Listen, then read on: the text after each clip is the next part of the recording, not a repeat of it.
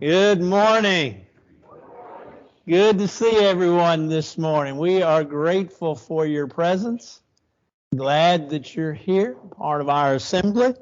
It's always good, and it seems like folks are able now, springtime, and maybe we're a little less afraid to get out. It was 2 years ago this Sunday, 2 years ago today, that we started having to have services at home, so to speak. And why do I know that? Because 2 years ago, this coming Tuesday, is when I started work here. Now, don't ask the elders that, because Jay will say it seems more like 10.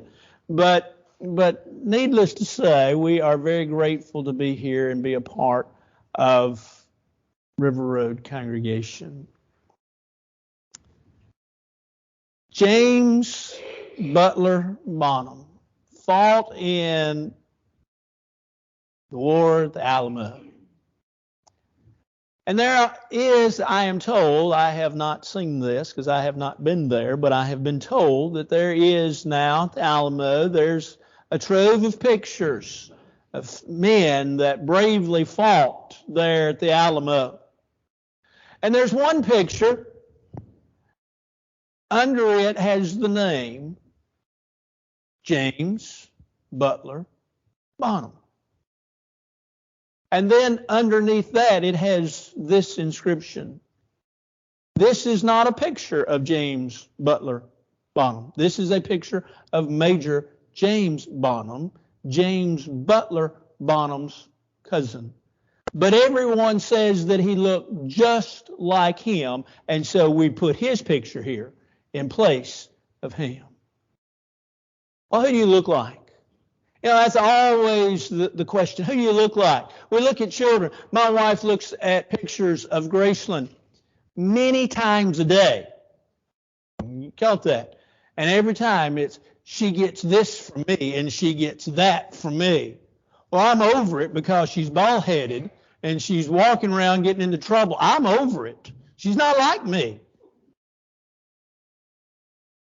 But who are we imitators of? In Ephesians chapter 5 and verse 1, Paul says, be imitators of God, even as I. When you think about imitating, you don't think about imitating God. We might imitate our brother or sister, little brother or sister. We might imitate our neighbor. We might imitate someone that we're trying to make fun of.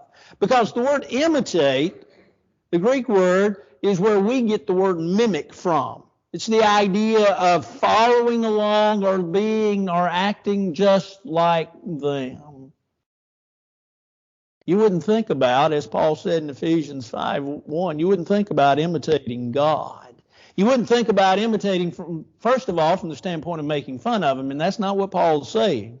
But you wouldn't think about imitating from the standpoint of, well, we're making fun of him or we're deriding him a little bit. That's not how Paul means it, and that's not how I'm sure you would take it. But we think of imitating, we also think of being like. And that's what Paul's saying. Be like God. Now, when that happens, we begin to think, first of all, can we? And then second of all, how can we? And then thirdly, how dare we? The reality of it is that our responsibility is to try to be like God. Can we be like God? Well, not completely. Why? Because Wednesday night we made mention in the invitation, Romans 3, all sin falls short of the glory of God. We all sin. We're not perfect. But yet at the same point in time, too, well, we might say, well, how dare we? The answer is that God says dare. God says try. God says do. Are we going to be perfect in this? No. Are we going to be individuals that are going to come out little angels? And the answer is no. But the answer is that you and I have been called to imitate God, to be like God. Jesus Christ personified God. Jesus even said, if you've seen me, you've seen the Father, John 6 chapter. And so it is our responsibility, being the children of God. John chapter 1 and verse 12, which Jesus we're told there, or we're told rather by John, God makes a statement. He says that if you follow me, my children, and if we're God's children, then we're to be just like our Father. It's our responsibility then to try to be like God. While there are many things and many characteristics and qualities that we could talk about, I've chosen just a few today to think, here's some things that God has, does, that are things that we need to have in our life. The first one is mercy. We talk about mercy, we understand that God is the example of being merciful. Merciful is the idea of undeserved compassion. It's the idea of giving to someone, doing something for someone, even though they don't deserve it. And God is a great example of that. God told the children of Israel in Deuteronomy 7th chapter and verse 7, He says, don't think that I've chosen you because you are more in number than any of these. He says, matter of fact, you're less in number than any of these. But I have chosen you because I love you. You see, God says to the children of Israel, I'm merciful to you because I love you.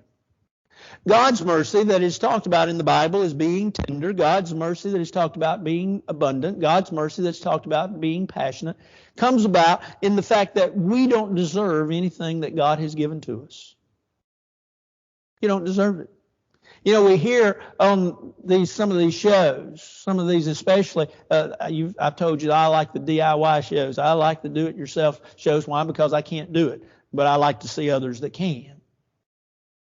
And when I look at some of those shows, there are some that will fix up a very nice place and then they present it to the individual that has paid for it, and they say, well, you deserve it. I'm sorry. No, they didn't. No one deserves what we have. We are given what we have by a God who Paul says in Ephesians chapter 2, verse 4, God who is rich in His mercy. You see, God gives us not what we deserve, but what we don't deserve. And so God in His salvation, God in giving His Son, God in blessing us day by day, God in giving us the sun today and the temperature, the warm temperatures of today in springtime and summer and the cool, even that some people like can't figure out why, but why some people like in the wintertime. God gives us those. They are blessings from God. God is the God that opens up the windows of heaven, according to Malachi chapter 2 and verse 10, and pours out blessings for us. That's our God. His mercy comes to us because of His love for us, because of His compassion for us. And so we are grateful because we are blessed by His mercy. But He calls upon us to be merciful as well, doesn't He? He calls upon us to be merciful people. Blessed are those that are merciful, for they shall obtain mercy. Matthew chapter 5 and verse 7.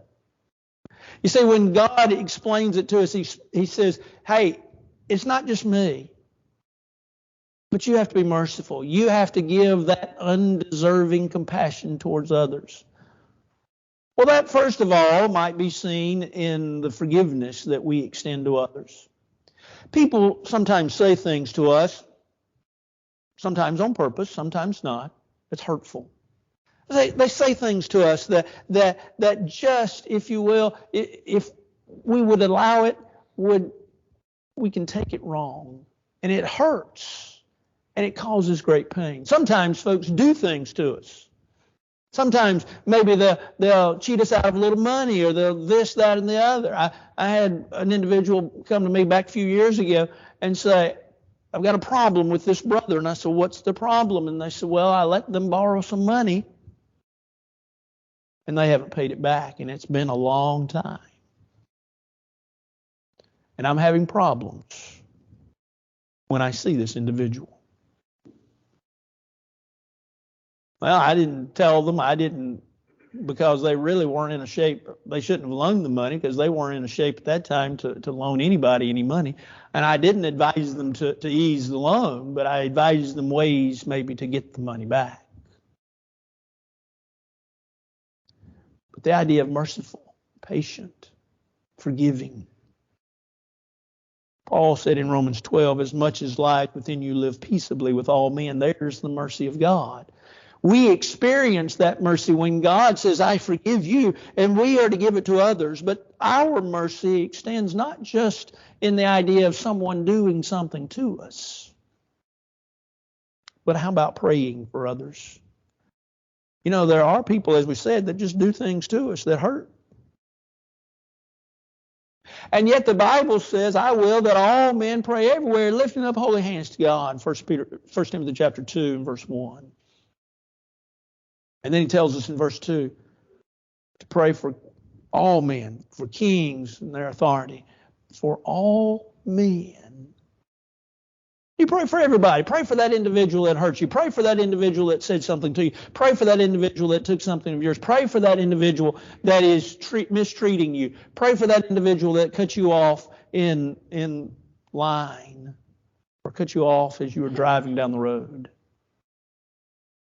Pray for that individual that harmed you, but pray also for that individual that helped you, for that individual that let you cut in line, for that individual that benefited you. Pray for that individual. Pray. But mercy says, I pray for all people. And mercy says then that I share God's good news with others. While James 5 would talk about confess your faults, verse 17, one to another and pray one for another that you might be healed. It's the effective, fervent prayer of the righteous man that avails much. He talks to them, skip on down about verse 19 and 20. Let him know that he that converts a sinner from the error of his way shall save a soul from death and shall hide a multitude of sins. What did James say? James says, go find that brother that's lost and bring him back to the fold. Go find that individual that has fallen away from God and from His love. They've walked away. They've gone to another place from the standpoint of they've walked away from God. And bring him back. Help him come back. Help him see your mercy and God's mercy. Help him see what was wrong in his life as you extend mercy and you show him how God forgives him. Mercy is to be part of our life. It is to be that part which causes us to do the very best that we can. William Gladstone lived in the late 1800s. William Gladstone is probably not a name that you're that familiar with. He was a politician. He was a politician all of his life. He was considered a politician from Great Britain, Britain at the time, that was liberal in his thinking. But he rose to power, rose to be prime minister for a while, but also was in a very coveted position of being an individual that is what we would call a controller. That's what our son does where he works, but is over all the finances of the land. And so he was in this vaunted position. And one day he needed figures to go in and tell a group of individuals, elected individuals, to report to them about what they needed to know. And so he got one of the lesser workers and they got the figures together, and he ran in without really looking at the figures, and he gave the report, and the report became public, and Gladstone became a laughingstock among people because the numbers were nowhere near correct.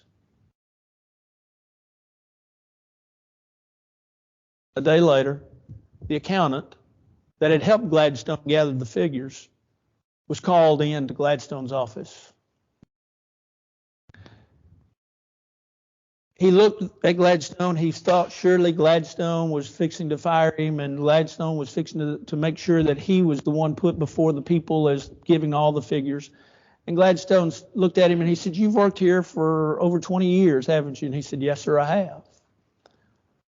And he said, in those 20 years, you've never been wrong, have you? No, sir, I never have. You've always been right. Yes, sir, I've always had the right answers, but this time not.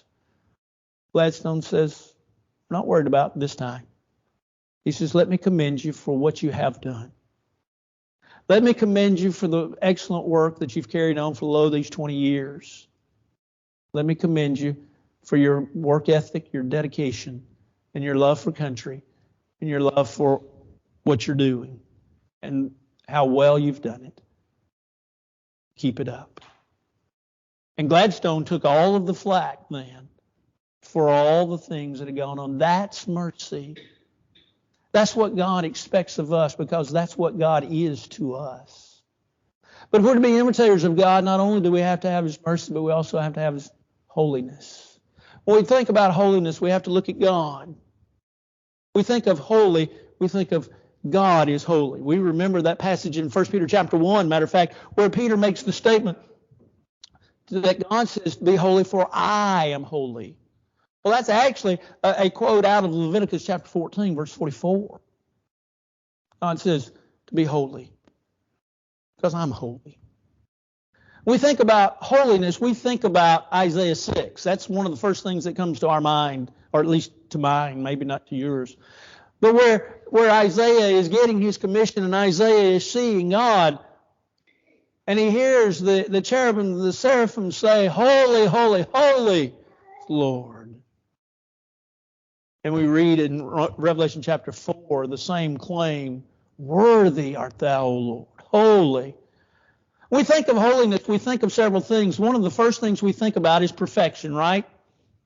When we think about holiness, we think about being perfect. And we know that we can't be. We're not perfect people. God is perfect in all that He does. God was perfect in His creation. God is perfect in His law. Romans chapter 7, verse 2. God is perfect. But when we think about our perfection, we realize that we do come up short. But let's think about God. God is perfect. He is holy. He is upright. There's nothing that can be, there's no charge that can be held against Him. There's nothing that can be said where He's wrong or where He's imperfect. In Proverbs chapter 3, verse 32, the wise man reminds us there of an important thought. And the important thought is this, that God cannot stand the sinner, the sinful. He means, wait a minute, preacher, God loves everybody. No. He can't stand them from the standpoint of He can't be in the same presence with them. So in order to be in our presence, what does He have to do? He has to forgive us, right? Yes, we have to follow His will. We have to do what He tells us to do. But we have to understand that God's holiness, God can't be around imperfection. And so God does. He forgives us. But that's God. Well, what about our holiness? If we're to be like God, does that mean, first of all, that we can't be around the sinner? And if that be true, we've got problems, because this world is full of sinners. Well, let's think about it for a minute. When God calls us to be holy, He calls us to come out from among them and be separate, says the Lord, and touch not that which is unclean. 2 Corinthians chapter 6, beginning in verse 17. When God calls us to come out of the world, He's not saying leave the world. Matter of fact, in John 17, when He prayed for His apostles, He didn't pray that they would come out of the world from the standpoint of that they would simply die, pass away, and thus not be part of the world. That's not what He was praying for. He was praying that they would not participate in the activities of the world and thus be classified as worldly people. As Christians, God has told us that when we become Christians, there's a funeral that needs to be had. In Colossians chapter 3, verse 5, Paul reminds us to mortify, to put to death the old man, to put to death the old ways of sin, to put to death the things of this world, to put them behind you, to have no more part of them, for them to not be a part of your life. Oh, I know from time to time they creep in. From time to time Satan has his successes. From time to time we give in to the temptation that lies before us, while we struggle and strive not to. Therein lies our holiness. Not that we are perfect, because we're not by any stretch of the imagination, but at the same time, too, to stand before the world is different.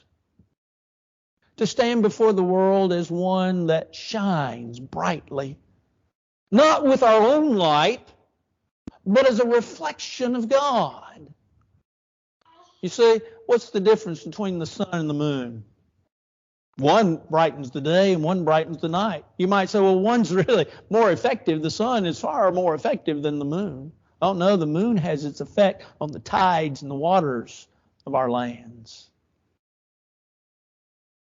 The sun, if you will, gives off light. The moon simply reflects the light that it receives. God is light, and we are the reflection of that light.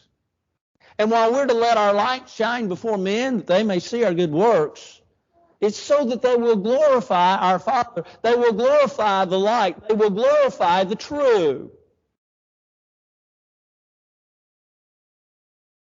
But we've been called to be that good, perfect, and upright reflection. We've been called to just be separate. We've been called by the God of peace that He would sanctify us wholly, that He might present us pure. That's what Paul wrote in 1 Thessalonians chapter 5, verse 23. That your whole body, soul, and spirit may be preserved blameless, holy to God. There's the charge, there's the explanation, there's the reason. And so if we're going to be imitators of God, we've got to be holy in our life, striving as best as possible to live as God would have us to live. Not like the world, but like our Savior, separate from the world.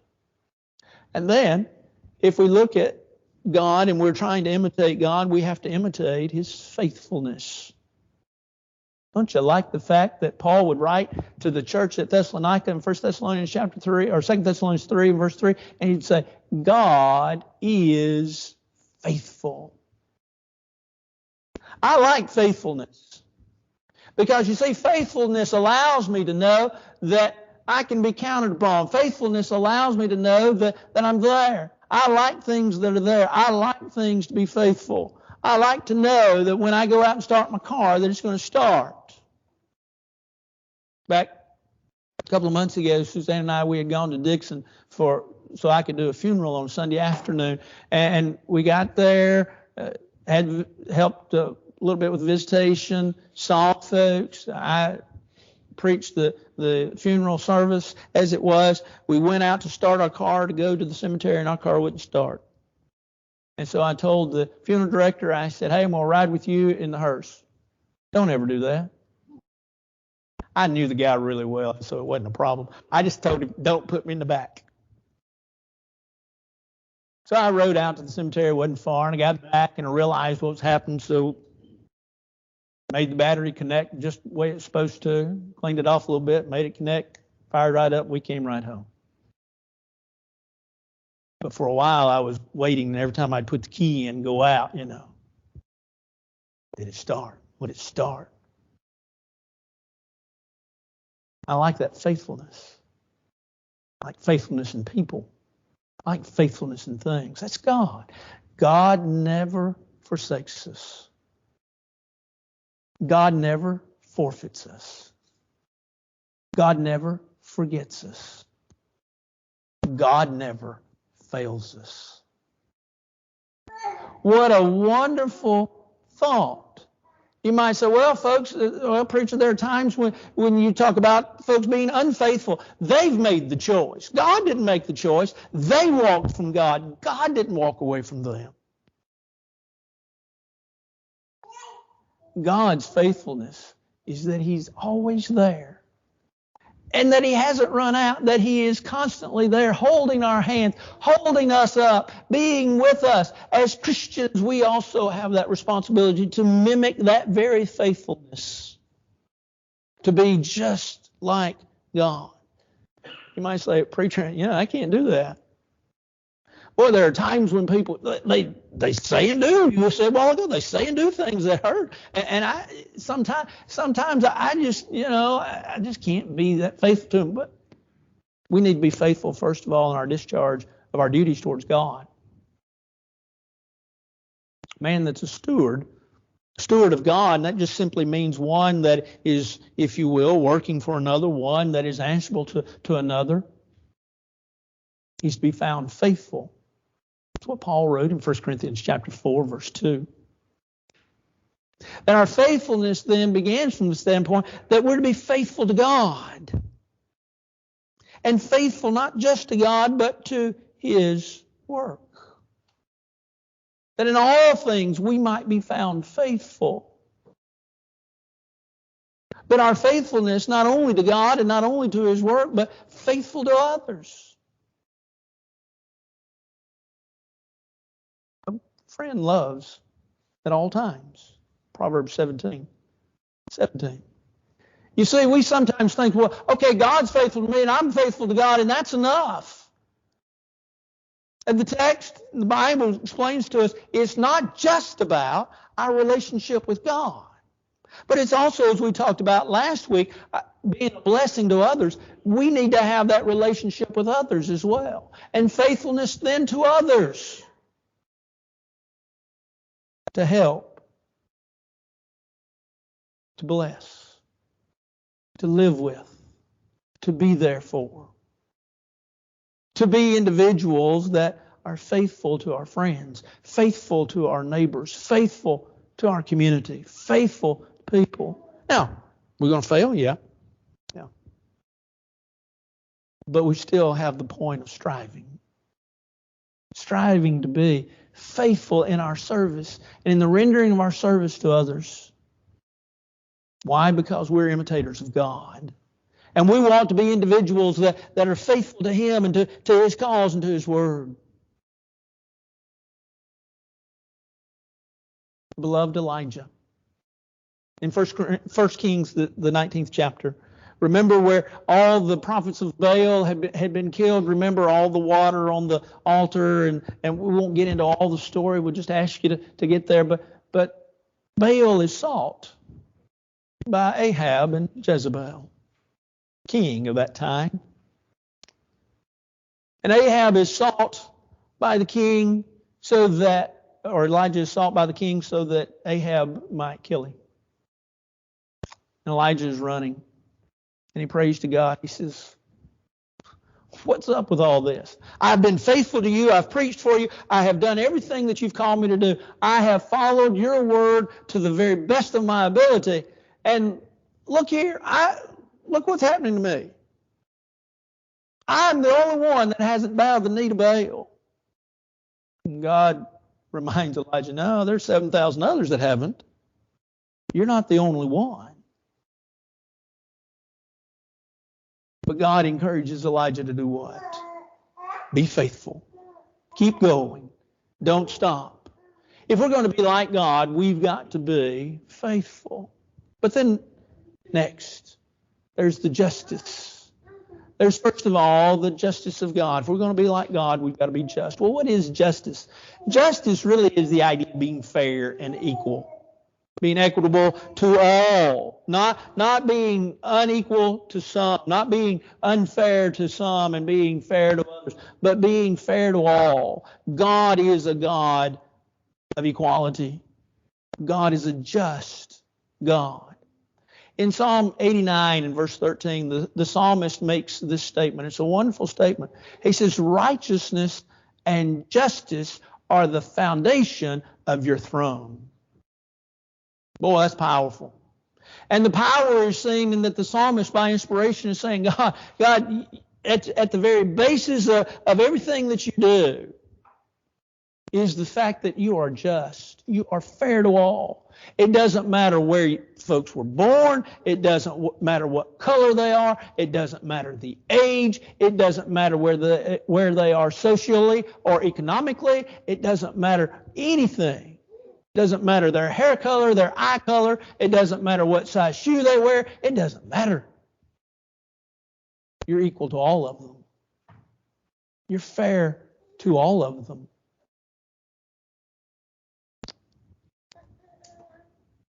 What about us? Are we fair and equal to all individuals? Jesus in the Sermon on the Mount used a verse that you know quite well. Whatsoever therefore you would that men should do to you, do you even so to them. Matthew 7, verse 12. We call it the golden rule. Why? Well, because it just seems fair and equal to all folks. It's the idea of you treat others the way you want to be treated. And if you want to be treated from the standpoint of people talking about you, people slander you, people tell tales about you, if you want folks to treat you ugly and call you names and do bad things to you, then you do those things to them. We also call it really the idea or the law of sowing and reaping. Paul said in Galatians 6, whatever a man sows, that shall he also reap, which is actually goes back to Hosea in the Old Testament. It's the idea of being fair and equal to all. The golden rule that so applies to us today says, folks, you need to be just to everyone. You need to treat everyone fairly. You need to treat everyone equally. That was the basis and foundation for God's very throne. It should be the basis and foundation for our very life. To understand that we help others and do to others in a kind way. That we're kind one to another, Ephesians 4. Why? Because that's what love calls for us to be. Love calls for us to be fair to all and equal to all. Now, sometimes that is a little hard. You heard about the man that his first wife passed away and he married a second wife. The first wife's name was Millie. The second wife's name was Tilly. Millie and this man had a wonderful marriage for many years. Oh, he loved her dearly. She was the spice in his life. Tilly, his second wife, he loved her as well, but she just a little demanding, just a little hard at times. But he said for many years, he said, oh, I love them equally. I love Millie so much, and I love Tilly just as much. And so everyone thought, well, surely he did. And so he left instructions that when he died, he was supposed to be buried right in between Millie and Tilly. That Millie was to be on his right and Tilly was to be on his left. And then in very small print to the funeral director, he said, but lean me a little towards Millie because she was nicer. Now, y'all will get that at midnight and you'll laugh. Don't call me. I explained it. It's very hard not to be, as we talked about last week, prejudiced. But our responsibility is to treat others with kindness and fairness. To be just like God. And so when we look at our life, no, we're not going to be like God perfectly. But help us, Lord, to be like Him, to be as John 1:12, as we were told, His children. And with being His children, we should bear His likeness so that we might be like Him. This morning, if you're not a New Testament child of God, Or you're an individual that needs to become a child of God by repenting of your sins, confessing your faith, being baptized for the remission of your sins. Or you're as a child of God, you need to rededicate your life. And I ask for the prayers of the church, because you realize maybe you're not living up to what God would have you to be. But that's all right, because we can straighten that out and God will forgive you. Won't you come? While together we stand and sing.